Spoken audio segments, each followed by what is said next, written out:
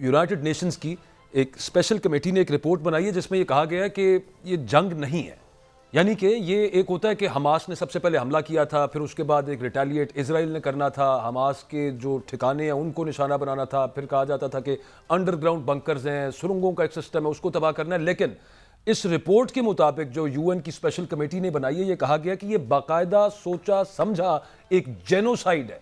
ये एक नस्ल को खत्म करने के लिए प्रॉपर प्लानिंग के साथ ही सब कुछ किया जा रहा है। मतलब उसका ये है कि ये कोई टैक्टिकल वॉर स्ट्राइक्स नहीं है।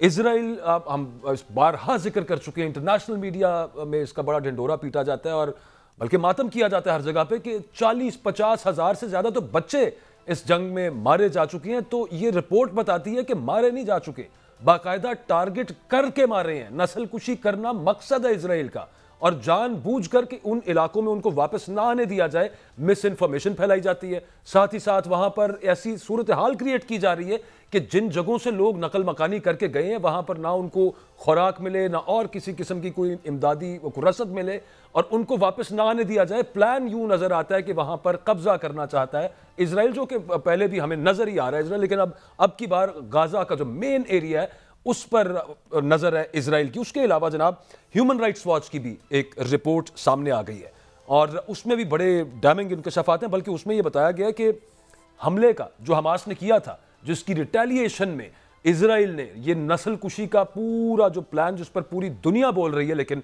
इजराइल के कान पर जूं नहीं रेंग रही, उसको 1 साल पहले से पता था।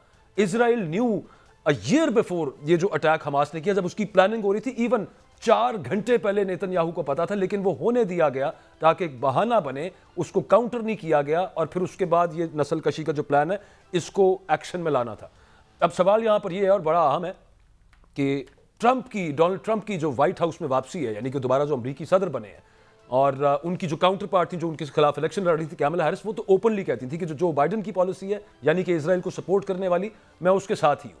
बट साथ एक हल्का सा सिर्फ ब्रश ऑफ करके कह देती थी कि जंग बंद भी होनी चाहिए फलाना। लेकिन डोनाल्ड ट्रंप ने शुक्रिया अदा किया बाकायदा अपनी इनॉग्रेशन स्पीच में कि मैं अरब मुस्लिम्स का शुक्रिया अदा करता हूं, क्योंकि अरब मुस्लिम्स ने उनको वोट दिया और इस उम्मीद पर दिया कि वो ये जो जेनोसाइड है इसराइल के फलस्तीन के अंदर, वो ये खत्म करवाएंगे डोनाल्ड ट्रंप आके।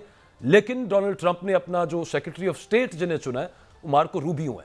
Marco Rubio is known for his pro Zionism thoughts, कि यानी कि वो सहूनी रियासत के हक में है, मिलिटरीली भी, पॉलिटिकली भी और इकोनॉमिकली भी, हर तरह से वो उनके हक में है। तो मामला आगे किस करवट बैठेगा, क्या कोई उम्मीद रखी जा सकती है, बावजूद इसके कि तमाम दुनिया इस जुल्म पर चीख रही है।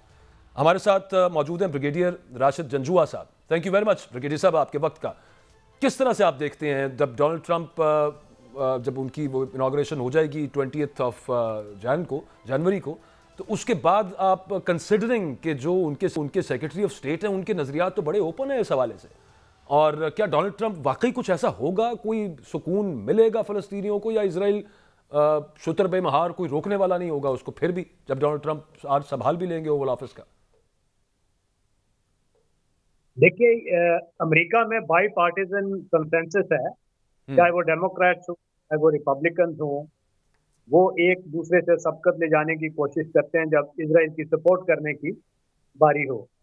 बदकिस्मती से ये रियलिटी है। और आप देख रहे होंगे कि जो वो स्टेटमेंट हैं जो स्पेशल एनवॉय की हैं विच टाइम की, जो लेबनान में वो एक ब्रोकर करने की कोशिश कर रहे हैं सीज फायर, वो हिजबुल्लाह को बड़े बैकफुट पे जाके वो एक वाटर डाउन किस्म का डिफेंसिव एग्रीमेंट है। और वो अगर एग्रीमेंट हिजबुल्लाह एक्सेप्ट कर लेती है तो फिर वो उसमें जितने उसके नुकसानात हुए हैं तो वो जाहिर है उसकी कोई कॉम्पनसेशन नहीं होगी, और वो एक किस्म की इजराइल को जो उन्होंने किया है, असैसिनेशंस किए हैं, डुअल यूज टेक्नोलॉजी का इस्तेमाल किया है, उसको वैलिडेशन मिल जाएगी और एक स्टेटस को हो जाएगा। और वो चाहते हैं कि हिजबुल्लाह न्यूट्रलाइज हो जाए और फिर वो हमास पे अपनी जो तवज्जो वेस्ट बैंक पे मरकूज रखें। सही। वेस्ट बैंक के हालात आपने देखे हैं, वहाँ पे कल नेतन्याहू तशरीफ ले गए थे, साथ उनके आर्मी चीफ थे और डिफेंस मिनिस्टर थे गैलेंट। तो उनका रिकॉर्डेड मैसेज वहाँ से उन्होंने चलाया जिसमें उन्होंने कहा कि जी हमें किसी भी किस्म का ट्रूथ एक्सेप्टेबल नहीं है जब तक कि हमें हमारे जो हॉस्टेजेस नहीं मिल जाते, क्योंकि उनके लिए तमाम मतवा नजर उनका हॉस्टेजेस का रिटर्न है। अमन और ह्यूमैनिटी और ट्रूथ वो उनकी कंसिडरेशन ही नहीं है। आज अमेरिका में आपने करारदाद वो देखी होगी यूनाइटेड नेशंस सिक्योरिटी काउंसिल की। जी जी। अगर वो सलाम एक चौथा वीटो इस्तेमाल किया है अमेरिका ने, और इमीडिएट का वो था वो करारदाद, उसको भी उन्होंने एक्सेप्ट नहीं किया। तो तो वहां सर तो यही ये एआई डोनाल्ड ट्रंप के बाद ये बदलेगा आपके ख्याल में? जी मेरा नहीं ख्याल कि ये बदलेगा जी। अच्छा। और ट्रंप, हाँ अलबत्ता ये हो सकता है कि ट्रंप बीइंग अ मैवरिक, वो एंड मिलिट्री इंडस्ट्रियल कॉम्प्लेक्स है, मगर वो जहां तक उसकी कोई तब्दीली आने का चांस है वो तो यूक्रेन की हद तक तो मैं समझता हूँ कि शायद आए, सही। मगर मशरक़ वस्ता में और ये गाजा में जो ये हालात हैं, ये उसमें कोई बेहतरी आने के इम्कान ट्रंप के आने से नहीं होंगे। और ट्रंप भी क्रिश्चियन इवेंजलिज्म को उतना ही सपोर्ट करता है जितना एग्जैक्टली। बाइडेन साहब कर रहे हैं, और ये एक स्टेप आगे है उनसे। और इनके जो सन इन लॉ है उनके रवाबत इसराइल के साथ वो आपको मालूम है, जैरेड कुशनर के। और ये टू स्टेट सोल्यूशन जो है वो भी उन्होंने कोशिश की, मगर वो उसमें फेल हो गए थे। और वो तमाम जो इसराइल का एक नजरिया था वो उसको सौंपना चाहते थे, और वो उस किस्म की ट्रीटमेंट कर रहे थे कि एब्राम अकॉर्ड्स हो गए, उसके बाद सऊदी अरेबिया भी उस फोल्ड में आ जाए। जब Saudi Arabia was the last Bastian, अगर वो इसराइल के साथ ताल्लुकात और रवाबत उसके उस्तवार हो जाते, और तो फिर उसके बाद कोई उसकी रिकग्निशन भी हो जाती। और ब्रिगेड मुस्लिम साहब दुनिया बड़ी के दीगर आपने बड़ी इंपॉर्टेंट बात है जो क्रिश्चियन इवेंजलिज्म वाली की। हमारे यहाँ पे ज़्यादातर लोग समझते नहीं, वो खास ही सिर्फ यहूदी लॉबी कह के तो वो they brush it under the carpet. उस पर मैं डिटेल में आपसे बात करना चाहता हूँ, लेकिन उससे पहले मुझे आपकी बात से जो अभी तक समझ आई है वो ये है कि हिजबुल्ला और हमास, जिस तरह से उन्होंने जो असैसिनेशन किए हैं, जिस तरह से टेक डाउन किया है हमास और हिजबुल्ला के लीडर्स को, और जिस जिस जगहों पर किया और जैसे जैसे किया है, वो मतलब वो नजर आता है कि दे आर माइटी पावरफुल। आप दूसरी तरफ जो बात कर रहे हैं कि लेबनान में जो कुछ बातचीत करने की कोशिश की जा रही है, तो आपको नजर आ रहा है कि इन दोनों को न्यूट्रलाइज कर देगा इजराइल? जी हाँ बिल्कुल कर देगा, क्योंकि ये जो लेबनान के साथ बातचीत हो रही है ये यूएन रेजोल्यूशन 1701 है, जो पुरानी आपको याद होगा 2006 में भी ये बात थी, और बल्कि उसमें तो वो डिसआर्मामेंट का भी जिक्र था।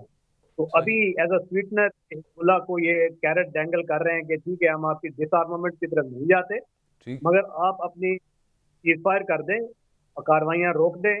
उसका मतलब ये है कि वो की सपोर्ट जो गाजा में है और वेस्ट बैंक में उनकी छोड़ दें। तो अगर वो हो जाए तो फिर तो ये हिजबुल्लाह को किसी और वक्त वो दोबारा एक्टिवेट करके और रीएक्टिवेट कर देंगे अपनी एग्रेशन, और उनको मजीद नुकसान पहुंचाएंगे। तो ये एक सोचे समझे मंसूबे के तहत आगे बढ़ रहे हैं। ये इनका प्लान है कि गाजा को सैनिटाइज किया जाए, गाजा में उनको हमास का कोई कंट्रोल नहीं होगा। ये अभी नेतन्याहू की स्टेटमेंट है रिकॉर्डेड मैसेज में।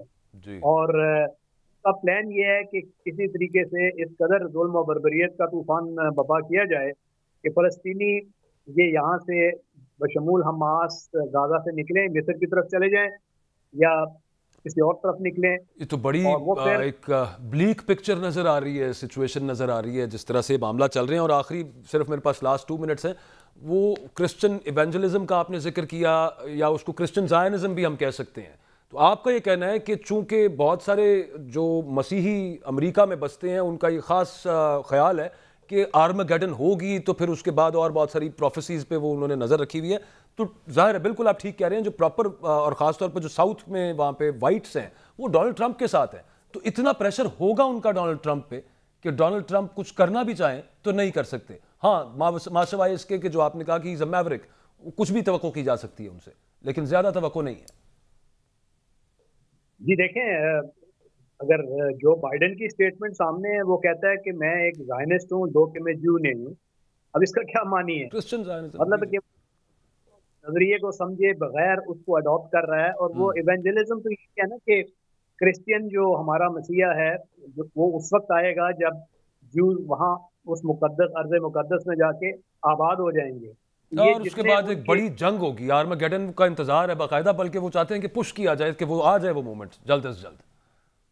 और वही आर्मगेडन से पहले सफाया होगा मुसलमानों का, और उसमें यहूदी आबाद उनके होंगे, और मुताबिक। उसमें उस जी वो ये उनका नजरिया है। और उस नजरिए के पैरोकार ये बाइबल बेल्ट में बहुत हैं। जो वाइट सुप्रीमिस्ट्स हैं ये सारे उस नजरिए को सब्सक्राइब करते हैं। बिल्कुल, बिल्कुल। और एआई एक्ट पे इनका बहुत कंट्रोल है, और साथ उसकी फाइनेंस के साथ जब इनका ये नजरियाती मुताबिकत हो जाती है तो उसके बाद तो फिर उनकी पैसे की कुव्वत बहुत बोलती है। You can spend $1 million। मैं ठीक, बिल्कुल ठीक, बहुत मैं बहुत शुक्रिया ब्रिगेडियर साहब आपका।